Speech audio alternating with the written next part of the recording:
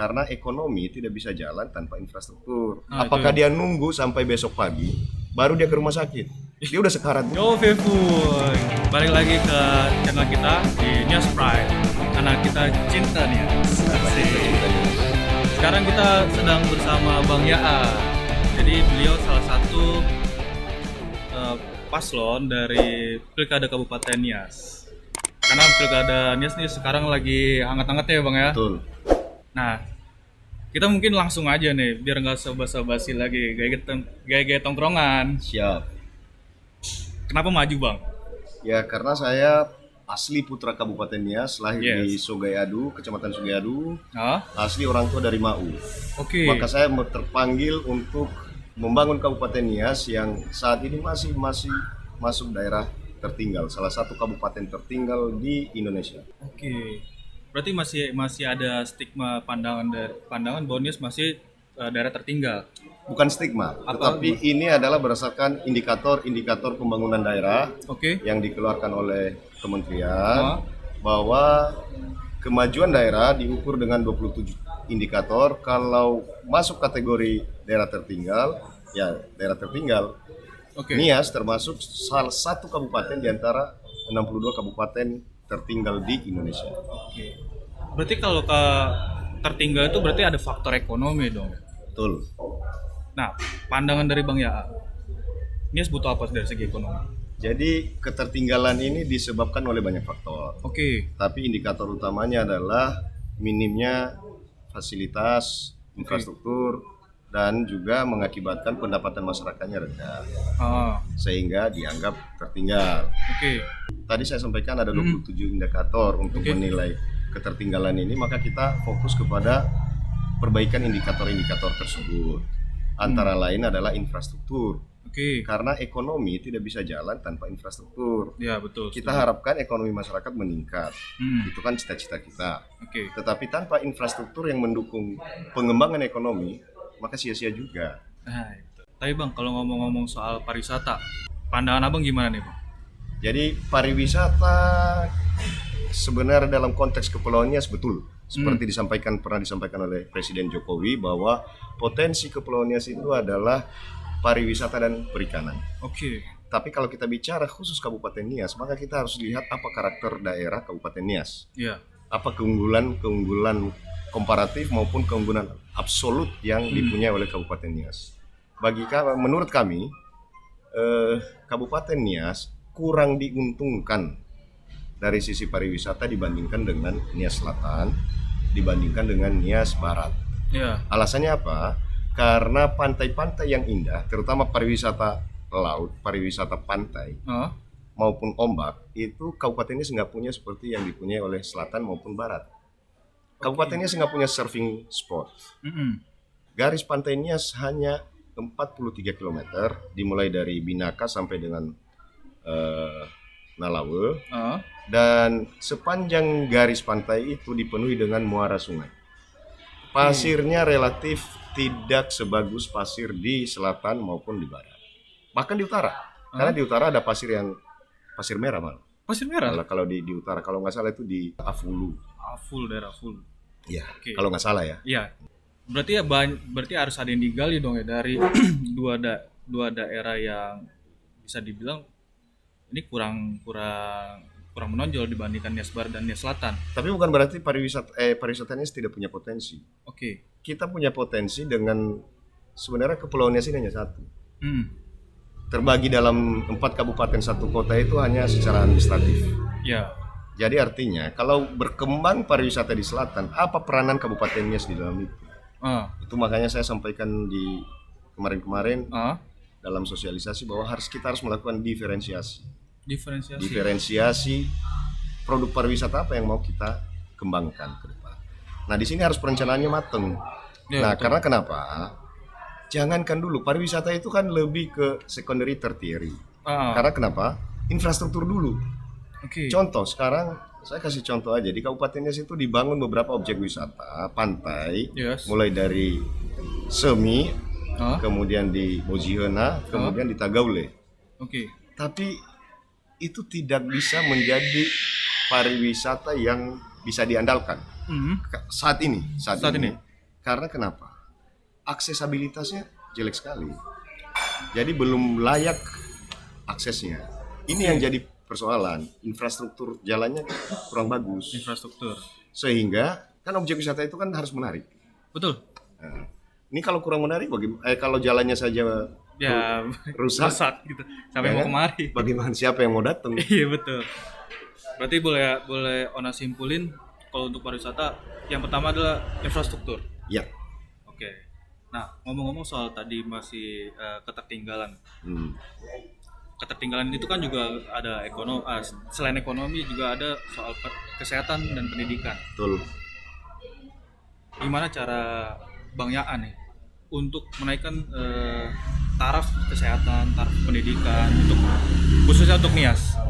Jadi kita bicara pendidikan dulu ya. Oke, boleh. Karena kalau dalam indeks pembangunan manusia itu ada dimensi pendidikan di angka harapan sekolah maupun angka rata-rata lama sekolah. Kabupaten Nias saat ini menurut data IPM tahun 2020 itu ada di angka 5,15. Ini rendah sekali. Artinya wajib belajar 9 tahun pun belum jalan. Jadi ini yang kita harus pikirkan, pendidikan dasar. Yes. Jadi kalau pendidikan dasar ini selesai, maka baru kita pikirkan pendidikan tinggi. Bagi kami pendidikan dasar harus menjadi fokus ke depan, karena tanggung jawab pemerintah kabupaten itu adalah PAUD, SD, SMP. Okay. SMA, SMK itu ada di kewenangannya ada di menjadi urusan provinsi. Sementara perguruan tinggi itu menjadi urusan kementerian atau urusan pemerintah pusat. Nah, pendidikan dasar ini kita harus benahi dulu, baik dari sisi fasilitas pendukung maupun dari sisi kualitas sekolah. Oke, berarti ada juga peningkatan SDM juga dari guru juga tenaga pendidikan juga. Yang jadi persoalan kita justru kekurangan guru. Oke. Daerah-daerah pedalaman ke atas di Kecamatan Ulugawo, Bagolato, Maus, Mele-Mele, ada guru yang pegawai negerinya satu sekolah itu hanya 1 orang. 1 orang? 1 orang. Lainnya diisi oleh GBD dan GTT. Oke. Wah, itu cukup tantangan juga ya, Bang ya. Persoalan pendidikan kita ada di situ sesungguhnya. Jadi kalau kita bicara pendidikan, tuntaskan dulu masalah mendasar ini. Oke, tapi penasaran nih Bang ya. Kira-kira nih ke depan nih bakal ada kayak beasiswa kan, karena banyak ada beberapa siswa yang mungkin kurang mampu gitu, atau kan ada bantuan lain.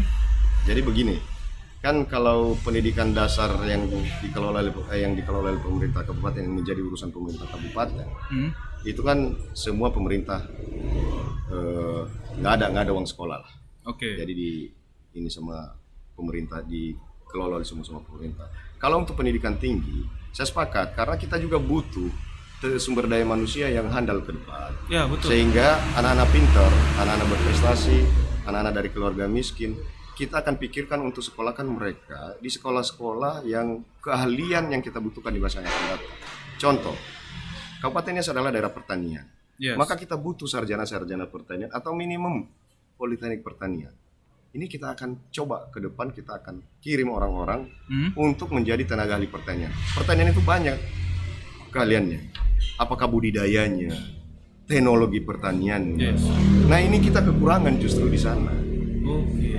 Nah, kemudian dari sisi misalnya kita bicara perikanan, sama juga kita kekurangan tenaga itu.